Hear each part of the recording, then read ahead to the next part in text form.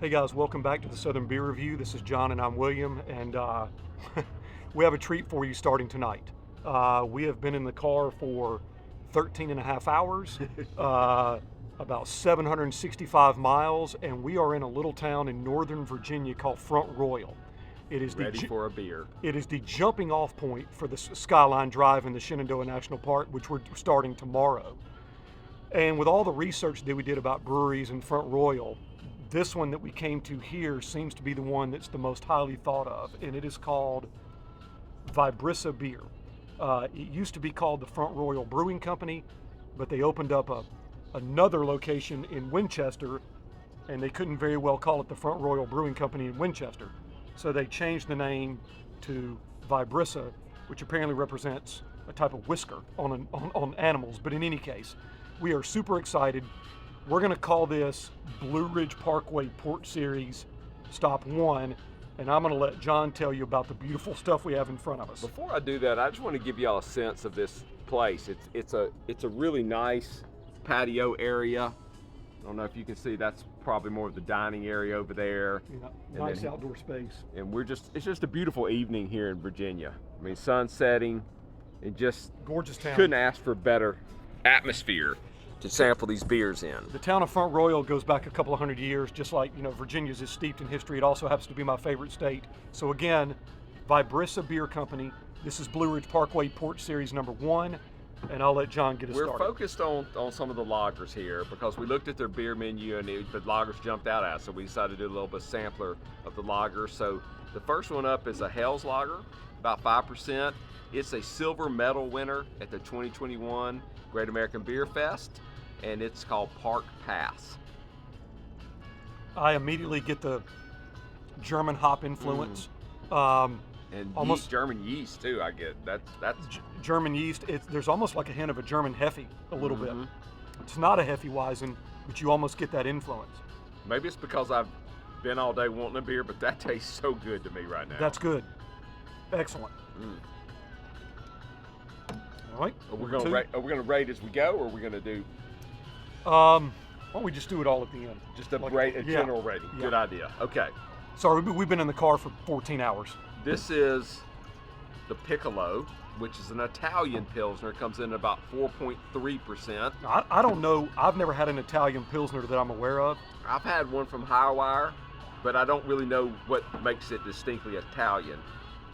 That has got a very interesting note of, it's almost like a note of smokiness.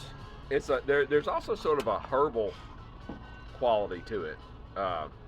It's a very smooth beer, light color, but a really sharp bite on the end of that. Very good. But I like the smooth taste up front, and the bite in the back is what you get with that. Very good on a hot day. Okay, 3's over here. Sorry. 3 is and this was one I was most excited about when I saw it. It's a Czech dark lager. It's called Shadow of Sumava. Roasted notes of chocolate, caramel, and toffee. Ooh, smells amazing. That's really good. It's the toffee hint is not overpowering. It comes in kind of at the end. It stays a lager without going into too much into like porter kind of territory, but it's definitely a dark lager. Still very thirst quenching. It's interesting too because that would look like a brown, but it definitely tastes like a lager with the notes of coffee intertwined. Gosh, I'm a fan so far, William. Same. All right, last but not least, what have we got here? Hava de Terra. This was recommended by the bartender. It's a land beer lager. Now that's a style I'm not familiar with. But it's a collaboration with Dancing Gnome, which I'm guessing is another brewery close by. And it utilizes locally grown malt from Virginia. That's just straight up smooth and easy drinking. The Northern Virginia countryside is gorgeous land. We drove in tonight as the sun was kind of going down, but there's also farmland everywhere. There are a lot of wineries and distilleries. So I imagine it would be very conducive because of the cooler climate, I guess, for growing that kind of thing. So this is the closest one that we've had to an ale to me. Yep. It almost tastes like it's a pale ale, but also very good. Maybe my least favorites so far, but still good. So I think we're going to try to rank these kind of as a whole, as like a brewery experience. Just in essence of time. We don't want to. We're doing a flight. We don't want to take up too much of your time. And we got dinner on the way too. So I was impressed, whether I was in the car all day or not. But I'll go a solid 8.5 overall. I'm gonna go a little better than that. I'm gonna go a 9 because those first 3 I tried blew me away. Right. And I love the atmosphere and the place, and we're about to see about the food. Well, let me sum it up while John's continuing to sample. This is the Vibrissa Beer Company in Front Royal, Virginia. It's kind of at the intersection of Interstate 81 and Interstate 66, and it is the jumping off point for the Skyline Drive in the Shenandoah National Park.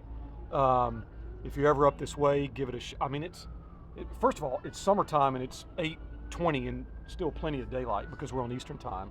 But just a great space, very great pleasant outdoor. out here too, temperature-wise. So again, guys, this is Blue Ridge Parkway Porch Series number 1, with many more to come. Let us know what you think, and we'll be with you for 3 or 4 days on the road. Yeah, looking forward to exploring this area and their beer. Thanks, guys. Check y'all out next time.